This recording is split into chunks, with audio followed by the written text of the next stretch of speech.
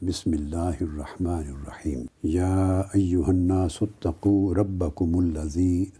خلقکم من نفس واحدہ وخلق منها زوجها وبث منہما رجالا کثیرا ونساء وقال اللہ تبارک وتعالی فی مقام آخر یا ایہا الناس انا خلقناکم من ذکر وانثی وجعلناکم شعوبا وقبائل لتعارفوا ان اکرمکم عند اللہ اتقاکم صدق اللہ مولانا العظیم۔ پہلی آیہ کریمہ جو میں نے تلاوت کی یہ سورہ نساء کی پہلی آیت ہے قرآن مجید کی، اور دوسری آیت جو تلاوت کی ہے یہ سورہ حجرات کی آیت نمبر 14 ہے۔ اب یہ جو موضوع میں کنسیپٹ دیا ہے عورت کی فطری تخلیق اور اس کے ساتھ معاشرتی مقام اور دور جدید میں عملی کردار، یہ جو پہلو ہے یہ تینوں لفظ آپس میں جڑے ہوئے ہیں۔ میں نے ان آیات کریمہ کی جو تلاوت کی ہے ان کی گہرائی میں جائیں،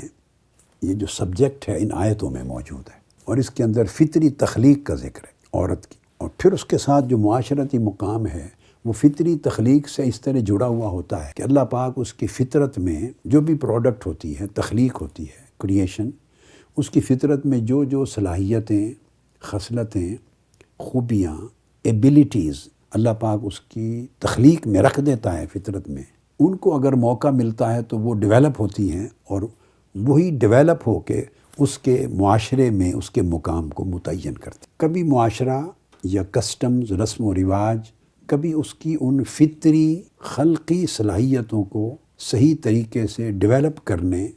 اور نشو و نما پانے کا موقع نہیں دیتا معاشرہ کبھی، جس کی وجہ سے وہ صلاحیتیں ہوتی ہیں مگر دب جاتی ہیں۔ جب ایسی صورت ہو تو پھر تحریکیں جیسے ہماری تحریک ہے، تحریک منہاج القرآن اور منہاج القرآن ویمن لیگ،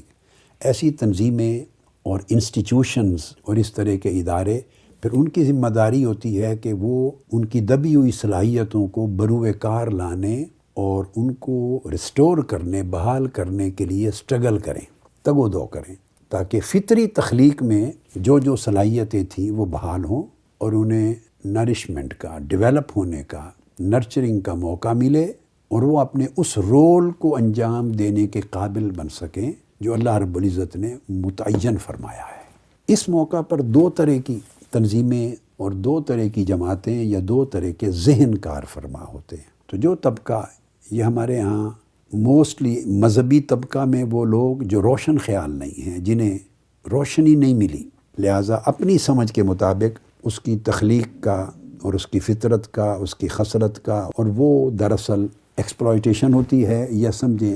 ایک سپریشن ہوتا ہے کہ اس کی صلاحیتیں دب جاتی ہیں اور رول اس کا بروئے کار نہیں آتا۔ یہ ایک طبقہ ہوتا ہے، یہ ایک طرح کی ایکسٹریمزم ہے،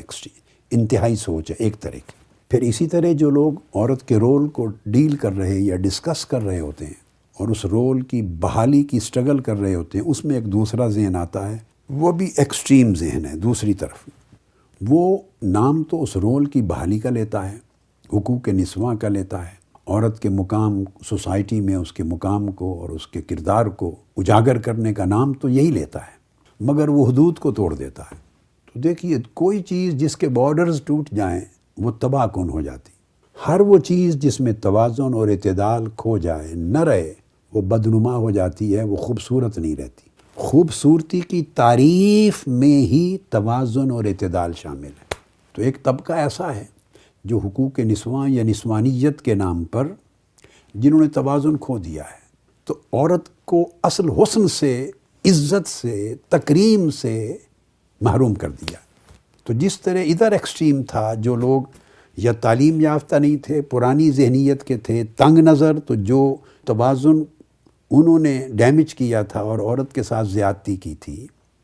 یا مذہب کا بڑا تنگ ویو رکھنے والے لوگ جو روشنی جن کو نہیں پہنچی اور وسعت جن کی سوچ میں نہیں تھی، جو ظلم انہوں نے کیا، اسی طرح کا ظلم دوسری طرف ان کے خلاف فائٹ کرنے والوں نے کیا۔ جنگ کرنا کسی کے حقوق کی بحالی کے لیے، اور جنگ کر کے بھی زیادتی نہ کرنا، حدود کو قائم رکھنا، یہ اصل حسن ہے۔ منہاج القرآن ویمن لیگ اور تحریک منہاج القرآن اس وسطیہ کی سٹرگل ہے کہ ویمن لیگ اگر خواتین کے حقوق کی بات کرتی ہے تو حقوق کی بحالی کی جنگ بھی کر رہی ہیں اور کسی پر زیادتی بھی نہیں کر رہی ہیں، اور توازن کو بھی برقرار رکھنا چاہ رہی ہیں۔ دو طرف انتہا پسندیاں ہیں، دو انتہائیں ہیں، لوگ یا ادھر جا رہے ہیں یا ادھر جا رہے ہیں، اور پریشرز اتنے ہوتے ہیں، پریشرز،